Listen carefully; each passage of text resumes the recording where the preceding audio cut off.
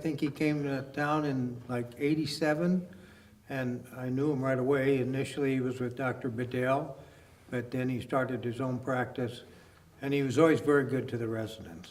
You know, he was a good teacher, and he enjoyed having them. And when he actually was finished with the rotation with them, he always gave them a book, so they would have a reference. Very nice man, and very happy to teach. He loved to do a lecture. He just totally enjoyed it. He had a good time. You could tell he was having a good time. He was always a very vibrant fellow. When you would be at a physician function and there was a dinner associated with it, usually the table he was sitting at was full because people just enjoyed the interchange you'd get with Tim. He had several topics he liked to talk about. One was politics, one was medicine, and the other was football, Notre Dame football. You know, Tim had a kind of a quiet charity about him, that he did things that certainly were known to him and God. But he had a good heart, and a very generous heart. But it was a generosity that you would never suspect. And I'm sure Terry knew of some of the generosity that Tim had. But it was much of it was done very quietly, one-to-one, and very sincerely. He was very much concerned about people, especially people whom he knew needed help.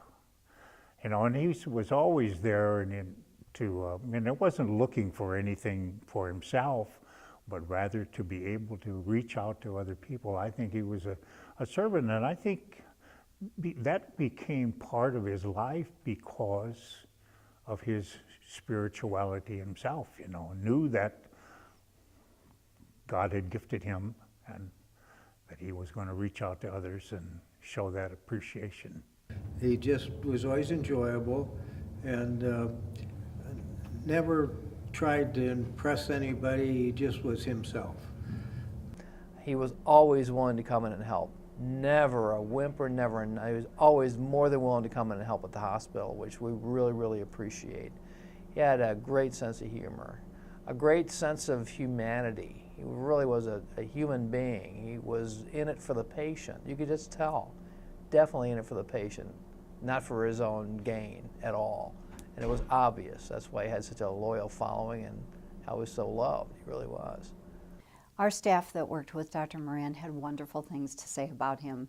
First of all, they said he was just a wonderful human being, that he cared so deeply about every patient that walked in our doors and every patient that came to see him.